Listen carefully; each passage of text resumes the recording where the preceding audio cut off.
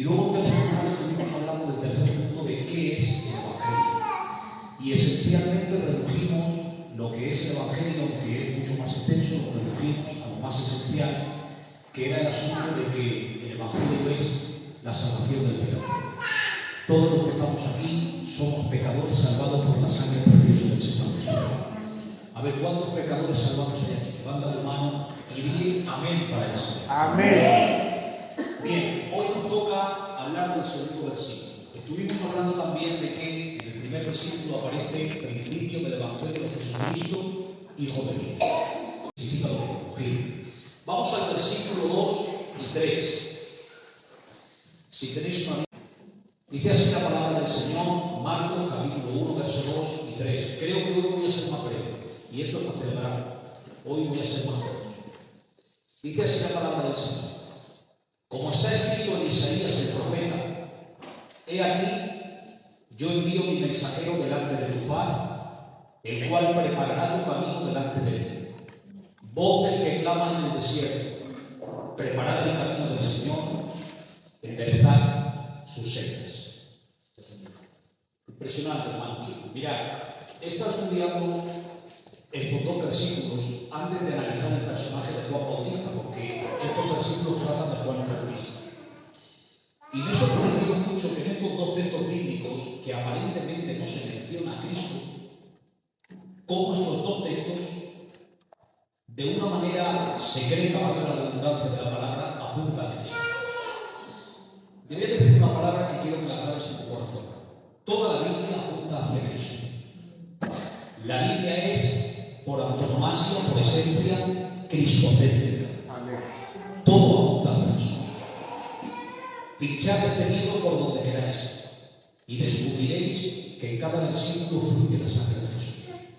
Estos versículos que os acabo de leer hablan de una profecía del Antiguo Testamento que la relaciona con un personaje, con Juan Bautista. Leo el texto, versículo 2 y 3 del Evangelio de Marcos, capítulo 1. Dice así, como está escrito en Isaías el profeta. Es decir, Marcos está recordando una profecía que se hizo 700 años antes de que esto ocurriera. ¿Y cuál fue esa profecía? La profecía que dio Isaías fue esta. He aquí, yo envío mi mensajero delante de tu faz, el cual preparará tu camino delante de ti. Voz del que clama en el desierto. Preparad el camino del Señor y enderezad sus sendas. Bien, esta tarde, aunque la lectura que hemos hecho menciona o está relacionada con el personaje de Juan el Bautista, que era primo de Jesús, primo carnal, aunque hemos citado esta profecía que está conectada con Juan Bautista, os voy a hablar de Cristo como os decía al principio. ¿Cómo es posible, hermanos, que estos textos que hablan de Juan hablan también de Cristo? Ahora veremos que todo lo escrito, como he dicho, apunta a Cristo. La semana que viene, si Dios quiere, abordaremos el personaje de Juan el Bautista. Intentaremos estudiarlo con detalle. ¿Quién era ese personaje? ¿Quién era Juan Bautista? Aquel que estuvo en el desierto, que se crió en el desierto y que su ministerio duró muy poco, duró 6 meses. El Señor estuvo 30 años preparando a Juan Bautista para que predicara 6 meses. A los 6 meses, el rey Herodes le mandó que le cortara la cabeza. Pero en 6 meses predicó un mensaje que revolucionó todo Judea. Eso lo veremos la semana que viene. Hoy me voy a centrar en algunos detalles de estos versículos que apuntan principalmente a 3 cosas.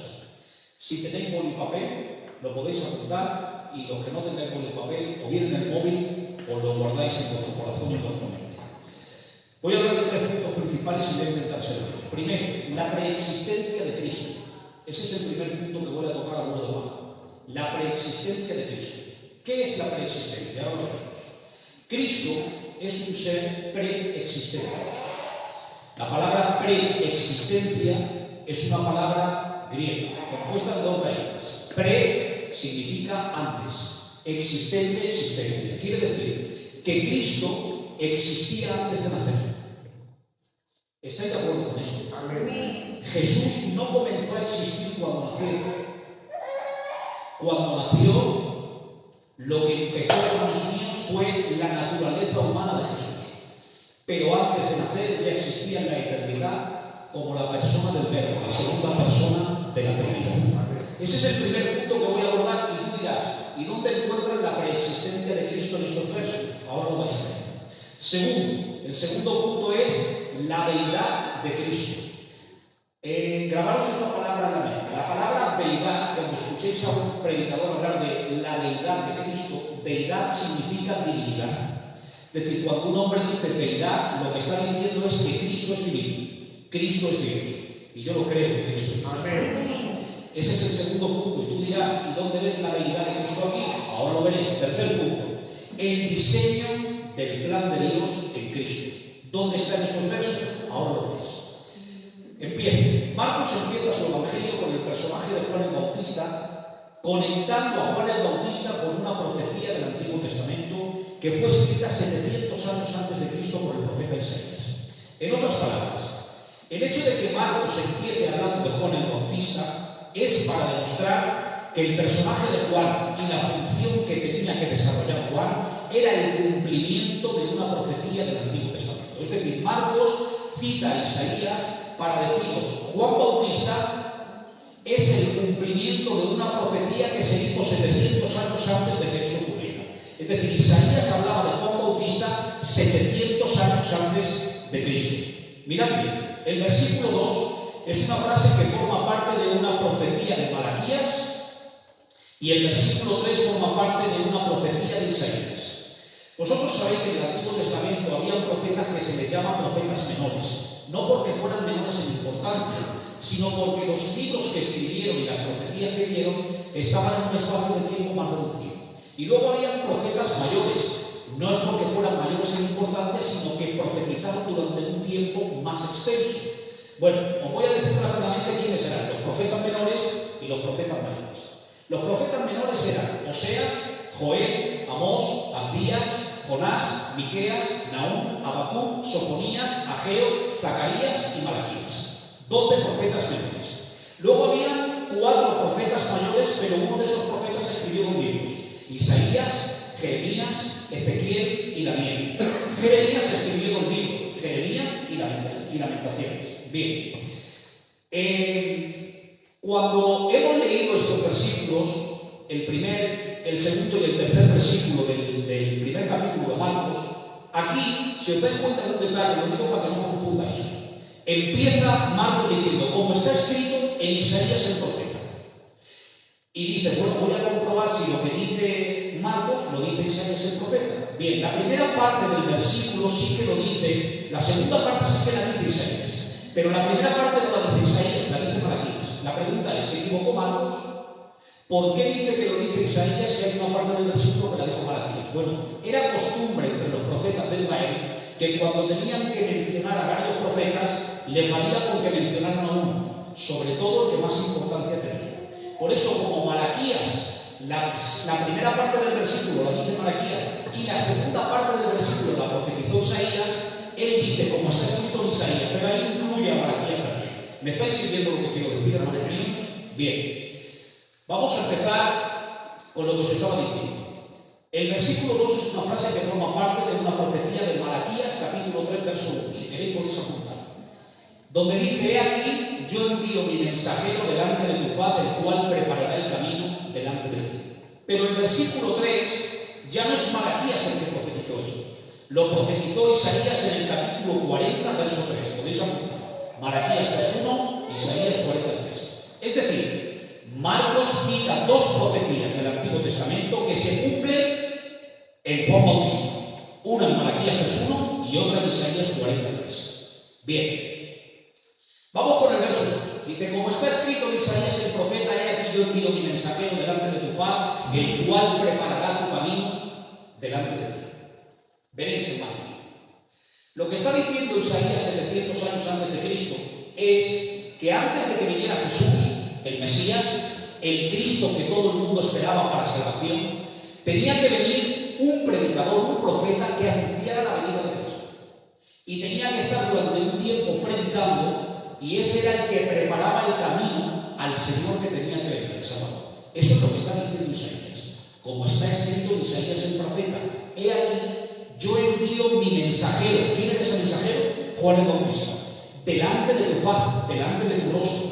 Delante del rostro de Jesús, primero iba Juan Bautista a anunciar que Jesús venía de camino, el cual preparará el camino delante de ti. ¿Cuál era la función de Juan Bautista? Lo veremos la semana que viene. Preparar el camino del Señor para que cuando Jesús viniera encontrara un pueblo bien dispuesto. De hecho, la predicación de Juan Bautista se basó en un punto esencial. Su predicación era una predicación de juicio y era una predicación que hacía un llamamiento al arrepentimiento de los pecadores. Bien, había, hermanos míos, que a Juan Bautista se le conoce en la teología, en los libros de historia, como el precursor de Cristo. Esta palabra también es muy importante.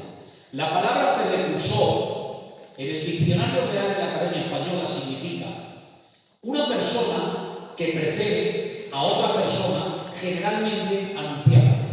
Lo repito, precursor, que es lo que se le aplica a Juan Bautista, es una persona que precede, que es antes de otra persona, que viene generalmente anunciada. Esa era la función de Juan Bautista. Era un personaje que como precursor salía a anunciar que venía otro personaje mayor detrás de él. ¿Me estáis siguiendo? Veréis, antiguamente cuando un rey venía de camino a una ciudad, el rey enviaba un mensajero o varios mensajeros para anunciar que el rey estaba cerca, que venía de camino. A estos mensajeros, ¿cómo se les conocía? Como precursores. Es decir, un rey, imaginaros que venía de la tierra de Egipto, venía a la tierra de Israel. ¿Qué hacía el rey antes de llegar él? Era un viaje largo porque no existían vehículos, ni aviones, ni medios de transporte público. Venían en caballos, en ganado, en carruajes. Mandaba mensajeros a la tierra de Israel para anunciar que un rey venía en camino. Eso mismo hizo Jesús. Jesús, como el Rey de Reyes, envió un precursor, un mensajero que anunciara su venida. ¿Y quién era ese precursor? El Rey de Reyes y el Señor de todos. A Él sea la gloria, la honra y la alabanza. Primer punto. Juan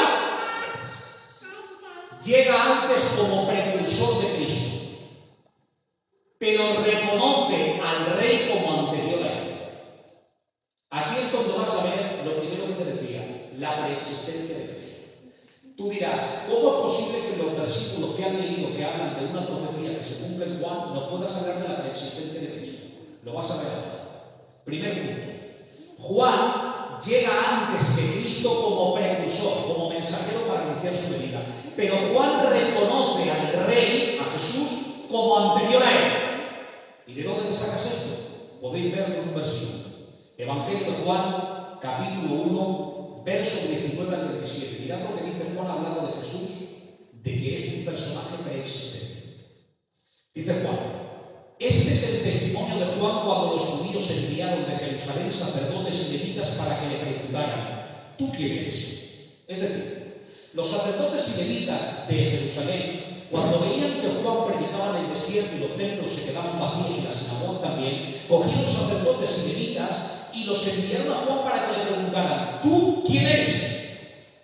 Dinos quién eres. Y Juan respondió diciendo: este es, hablando de Jesús, el que viene después de mí. Pero no os equivoquéis, él es antes de mí. Es decir, Juan está diciendo: el que viene después, Jesús.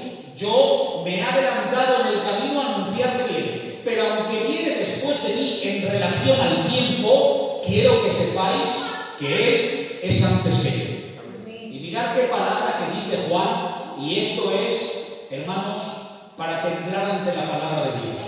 Dice Juan: al cual yo no soy digno de desatar encorvado la correa de su calzado.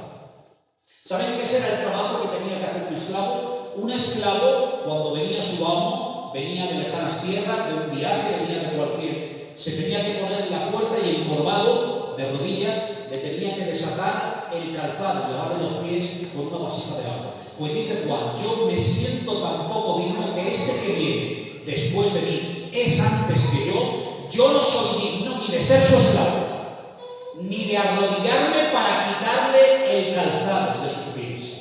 Esa es la gloria que tiene Cristo. A Él sea la gloria. Y esta frase es la que habla de la preexistencia de Jesús. Dice: este es el que viene después de mí, el cual es antes que yo. Te voy a decir una palabra igual para tu corazón. Jesús es antes que todos, aunque venga después. Por eso dice la Biblia: Él es el alfa y la omega. el principio y el fin. Es decir, ¿quieres ser el primero? No puedes. El primero ya es Jesús. No, yo quiero ser el último. Tampoco puedes. Él siempre está a la retaguardia para guardarte la espalda. Ahora, hermanos míos, Jesús nos queda claro que existía antes de nacer. Como he dicho, la palabra preexistencia significa que Cristo existe desde la eternidad. En el nacimiento, cuando Jesús nace de la Virgen María, solo asumió una naturaleza humana para llevar a cabo el plan de la salvación. Pero Cristo es el Verbo de Dios, la segunda persona de la Trinidad, que existe desde la eternidad a la eternidad.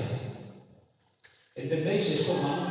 Si no lo entendéis, levantáis la mano y yo lo explico otra vez. Jesús no empieza a existir cuando nace. Cuando nace solo asume una naturaleza humana y esa naturaleza humana la adopta a su divinidad para llevar a cabo el plan de la salvación, de morir por los pecadores. Pero Jesús ya existía en la eternidad. Ahora te voy a dar versículos para defender la preexistencia de Cristo, para que no te pierdas. ¿Dónde sacas la preexistencia de Jesús en estos versículos? Bueno, te lo comento con Juan Bautista. Juan Bautista, cuando le preguntan los sacerdotes y levitas, ¿qué dice? Él viene después de mí, pero es antes que yo. Está hablando de que Jesús es antes que él porque existe desde siempre. Ahora, apuntaros a los versículos, lo que tengáis por y papel, porque aquí habla de la preexistencia de Jesús. Juan, capítulo 1, verso 1, Evangelio de Juan, dice así: en el principio era el Verbo, y el Verbo era con Dios, y el Verbo era Dios. Aquí vemos dos personas de la Trinidad, el Padre y el Verbo, que es el Hijo. Dice, en el principio era el Verbo, Cristo. El Verbo era con Dios, es decir, estaba con Dios, con su Padre, y el Verbo era Dios. Otro texto que habla de la preexistencia de Jesús. Evangelio de Juan, capítulo 8, versos 56 al 58. Mirad qué texto y temblad con la palabra del Señor. Jesús está enfrente de los judíos y les dice así: Abraham, vuestro padre, se gozó de que habría de ver mi día. Lo vio y se gozó. Es decir, Jesús se le queda mirando a los judíos y les dice, hablando de Abraham, que vivió cientos de años atrás, les dice: Abraham, cuando vio mi día, que yo vendría a la tierra a llevar a cabo el plan de la salvación, vio mi día y se gozó y se alegró. Y ahora le dicen los judíos: ¿aún no tienes 50 años y ya has visto a Abraham? Es decir, ¿cómo es posible que tú conozcas a Abraham si no tienes ni 50 años y él vivió hace siglos? Y mirad qué palabra de Jesús. Jesús les dijo: de cierto os digo, antes que Abraham fuese, yo soy. Estaba diciendo, Abraham vivió hace cientos de años. Pues antes que Abraham existiese, ya existía yo. Porque Jesús es preexistente. Colosenses capítulo 1, versos 16 al 17. Este texto también habla de que Jesús existía en la eternidad. Mirad lo que dice. Está hablando de Jesús, dice Pablo: porque en él fueron creadas todas las cosas. Es decir, en Cristo fueron creadas todas las cosas. Las que hay en los cielos, las que hay en la tierra, visibles e invisibles, sean tronos, sean dominios, sean potestades. Todo fue creado por medio de él y para él. Y él es antes de todas las cosas. Y todas las cosas en él subsisten. Amén. Yo alucino con la palabra de los hermanos. Es decir, que este texto, Pablo, de qué manera magistral expone a Cristo. Él dice que todas las cosas fueron creadas por Cristo, por medio de él. ¿Por qué? Porque ¿cómo creó Dios todo lo que existe? Por medio de la palabra. ¿Sí o no? En el principio creó Dios los cielos y la tierra estaba sobre la energía, y el Espíritu de Dios se movía sobre la faz de las aguas. ¿Y qué dijo Dios? Sea la luz. Lo dijo, y fue la luz. Por medio de su palabra. Y cuando dice la Biblia que Cristo es el Verbo, la palabra verbo, ¿saben lo que significa?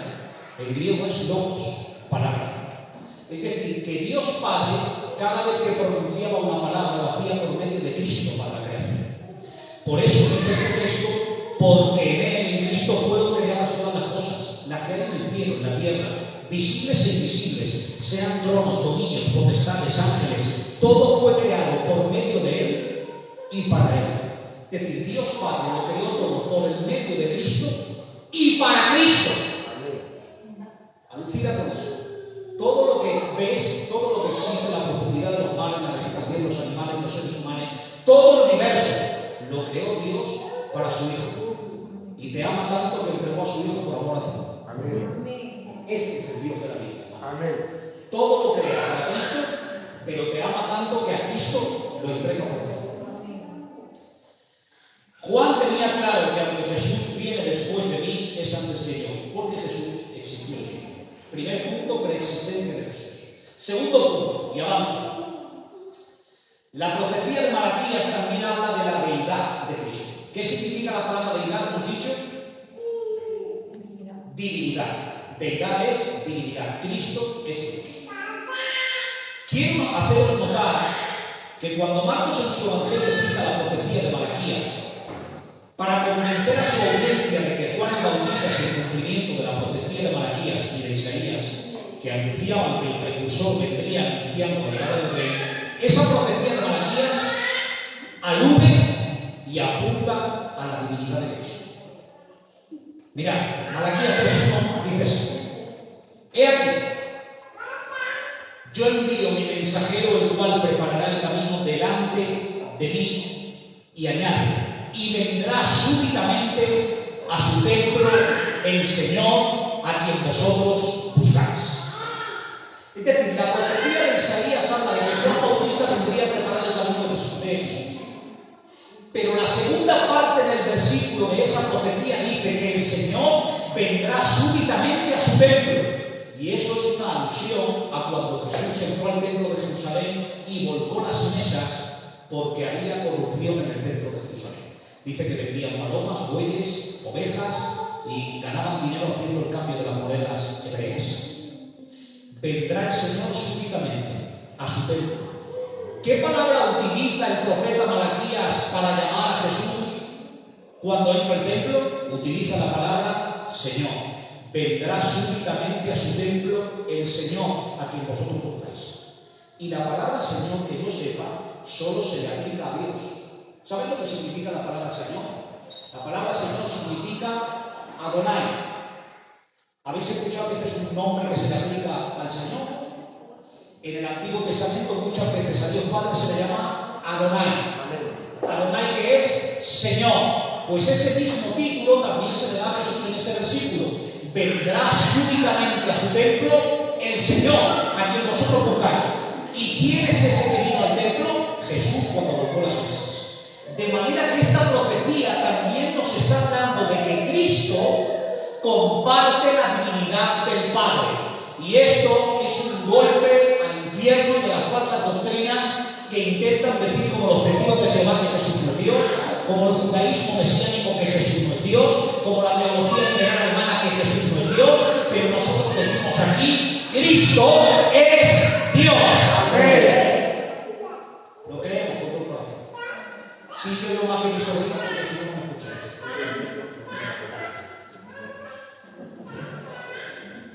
Ahora te voy a dar algunos versículos sobre la divinidad de Cristo. Versículos que hablan de la divinidad de Cristo. Esto tendrías que enmarcarlo en tu corazón a fuego, porque estamos hablando del Dios hecho hombre. Este versículo, hermanos, nos habla de que Jesús y el Padre son uno en esencia y sustancia divina, aunque son individuales en persona. Es decir, son personas diferentes, el Padre, el Hijo y el Espíritu Santo, pero comparten la misma sustancia y la misma esencia. Los tres son tres personas, pero no son tres dioses, es un solo Dios. Mirad qué Cristo.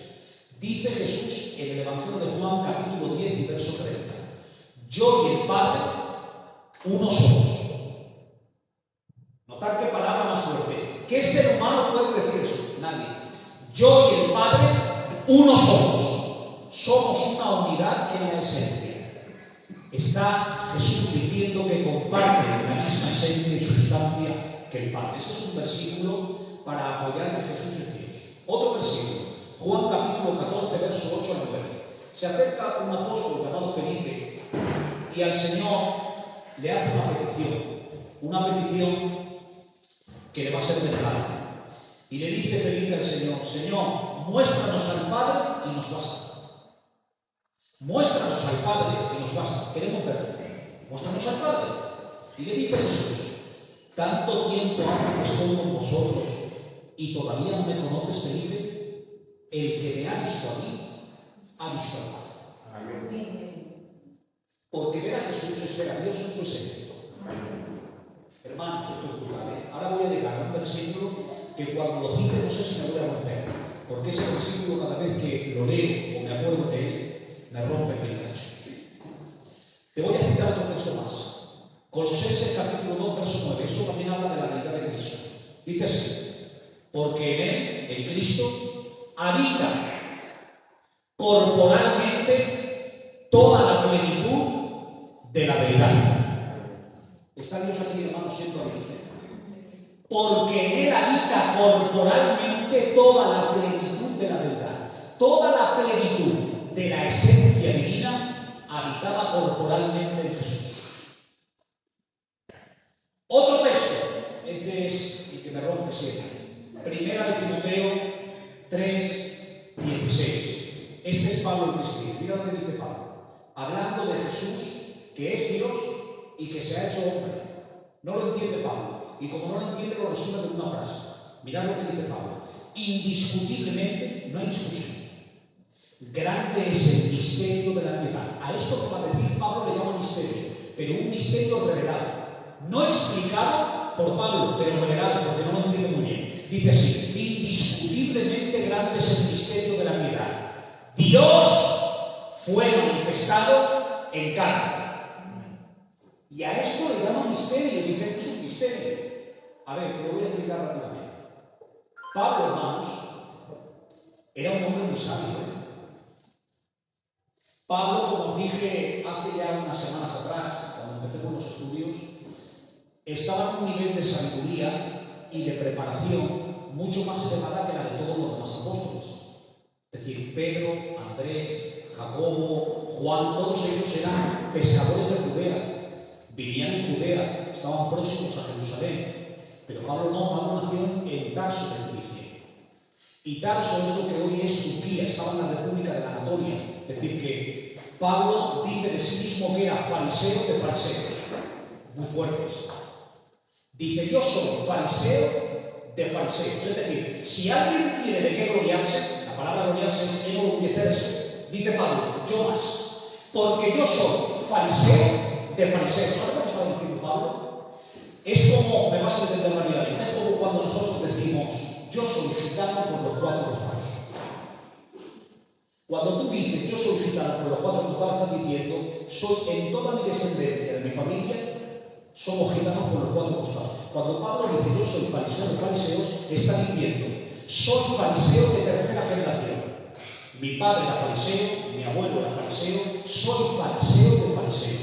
Pablo, hermanos míos, era, como os dije, judío de nacimiento, de cultura griega y de ciudadanía romana.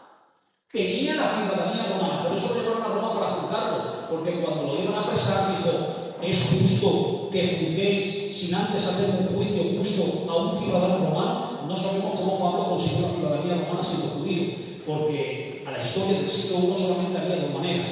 Una, porque pagabas una cuantía grande para que te la dieran, o otra, porque tu padre o tus ancestros se habían resultado en el servicio militar del Imperio Romano, y eso te daba la licencia para poder ser ciudadano romano. No lo sabemos, no hay historia para decir cómo Pablo llegó a ser ciudadano romano, pero la Biblia dice que lo era. Ciudadano romano de cultura griega y judío de nacimiento. Y criado a los pies de Gamaliel. Que alguno dirá: Gamaliel era un rabino judío. Sí, era algo más que un rabino judío. En el siglo I había 2 escuelas rabínicas que eran las más importantes: la escuela de Hillel y la escuela de Shammai.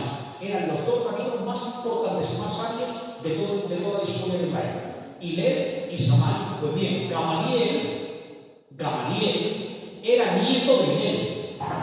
Y dice la Biblia que Pablo estudió con Gamaliel. Es decir, estudió a los pies del nieto del rabino más importante de toda la historia de Israel. Pablo era un hombre muy sabio. Sin embargo, con toda la sabiduría que tenía, no pudo explicar este misterio. Dios se ha hecho hombre. Pudo explicar muchos misterios: el arrebatamiento de la iglesia, la resurrección de los muertos. Todos esos misterios los puso a explicar. Pero cuando Pablo se para a pensar, Dios, con toda su esencia, toda su grandeza, toda su inmensidad, El Dios que dice la Biblia que con 3 dedos junta el polvo de la tierra, que todas las aguas de los océanos las recoge en el hueco de su mano, que las naciones, dice la Biblia, hermanos míos, que son como una gota de agua en el océano y que para él no son como nada. El Dios, hermanos míos, que es tan impactante, me dice que el cielo es su trono y la tierra el estrado de sus pies. Pablo, hermanos míos, cuando tiene que hablar de que Dios se ha metido, disculpad la expresión, lo digo con mucho respeto a las hermanas, en el vientre de una mujer, Dios en el vientre de una mujer, para asumir una naturaleza humana para salvarte a ti y a mí, flotando como flota un bebé durante 9 meses, Pablo no lo puede entender. No puede entender cómo aquel Dios tan grande que se reveló a Job, ¿te acuerdas? En el capítulo 38, cuando Job, hermanos míos, se empieza a justificar delante de Dios. Yo le daba de comer a los huérfanos, le daba de comer a las viudas. Cuando yo llegaba a la plaza de la ciudad, los ancianos se ponían de pie, los jóvenes se tenían su silla. Se empieza a justificar delante de Dios. Y Dios le aparece a Job en un torbellino y empieza Dios a revelar su grandeza. Y le dice a Job así: ¿quién es ese que oscurece el consejo con palabras sin sabiduría? Ahora ciñe como varón tus ojos. Yo te pregunto y tú me contestas. ¿Sabes lo que le estaba diciendo el Señor? Cuando le dice el Señor: ciñe como varón tus ojos, Job, yo te pregunto y tú me contestas. Le estaba diciendo: te he dejado hablar con tu buen rato, pero ahora ciñe como varón tus ojos. Es decir, abróchate el cinturón, Job, que ahora me toca hablar.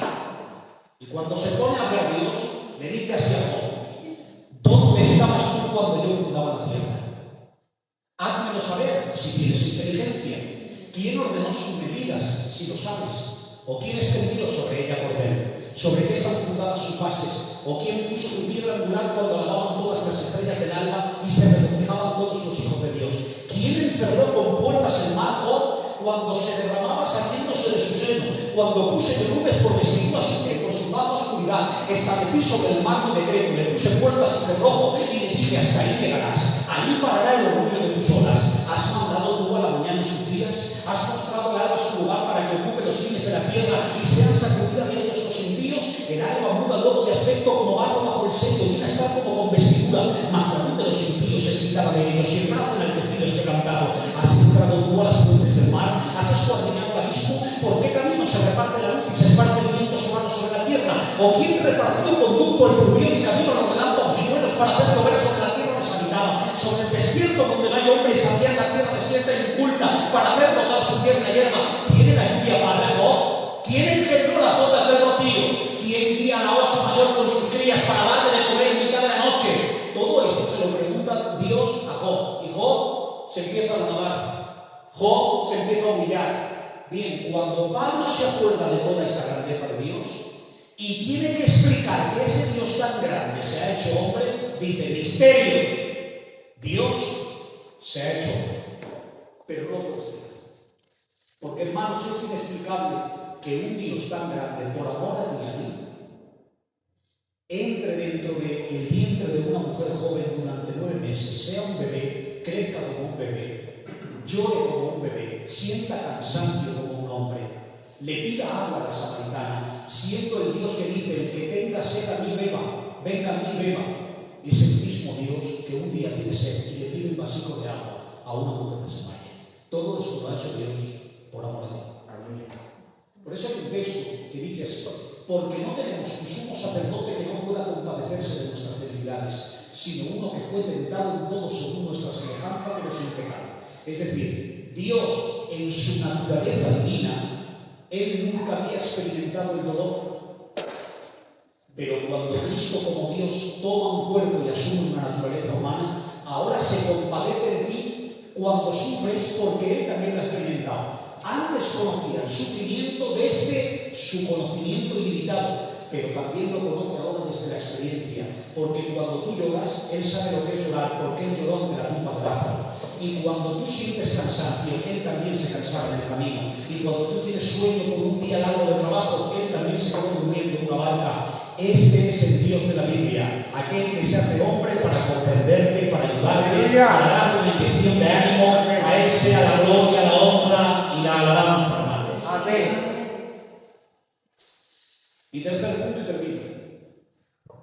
Primer punto, preexistencia de Jesús. segundo punto, la venida de Cristo. Tercer punto, Marcos, al citar los profetas antiguos, nos da a entender que la venida de Cristo, atención, no fue un plan secundario, sino fue un plan ordenado y elaborado magistralmente por Dios. En otras palabras, la venida de Cristo a la tierra no fue un accidente, no fue un hecho fortuito, no fue el plan B de Dios. Dios no tiene plan B, Él siempre tiene un plan. La venida de Cristo a la tierra fue el plan maestro de Dios para la salvación del pecador y la revelación de su gloria. Y te voy a citar un texto que prueba esto de manera que vamos. Primera de Pedro 1, 18 al 20. Dice así: sabiendo, mira lo que te dice Pedro, que fuisteis rescatados, yo también, de vuestra vana manera de vivir. ¿Cuántos fueron rescatados de vuestra manera vana de vivir?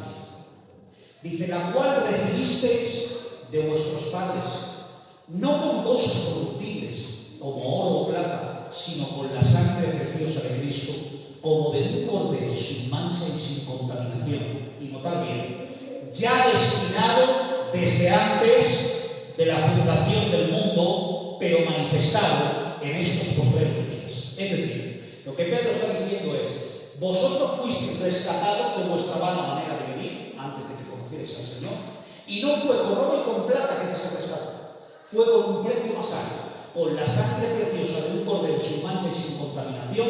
Y dice, y este cordero fue destinado desde antes de la fundación del mundo.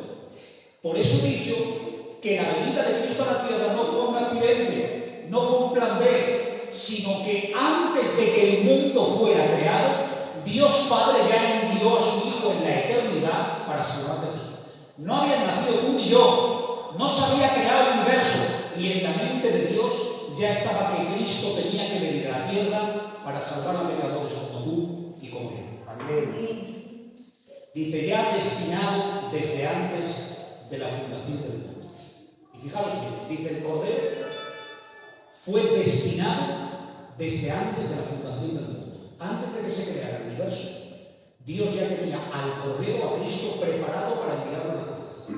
En otras palabras, antes de que Dios dijera, sea luz, Él dijo, sea luz. Amén. La cruz es antes a la creación del universo. Me emociono, hermanos, cuando hablo de la cruz y de Cristo.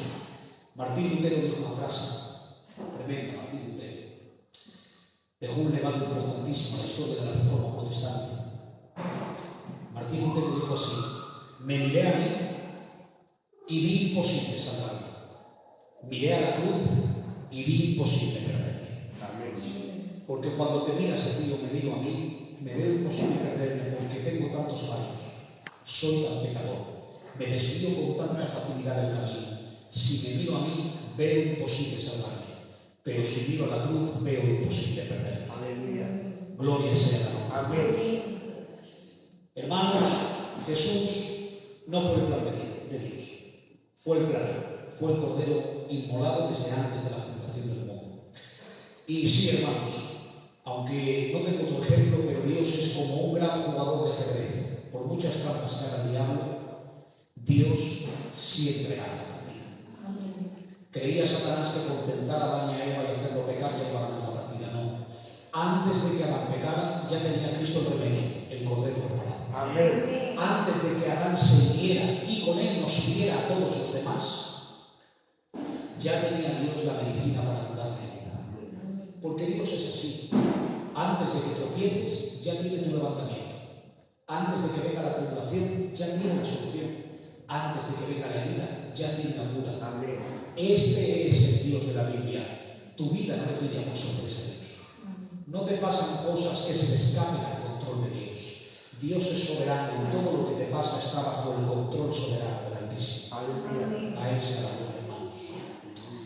Y termino. Los profetas anunciaron la venida del Rey Jesucristo, pero esto es impresionante, hermanos. Se quedaron con ganas de leer. ¿Has escuchado esto? Los profetas del Antiguo Testamento, que la gente se acercaba a ellos temblando, hermanos. Cuando un profeta del Antiguo Testamento llegaba a una ciudad,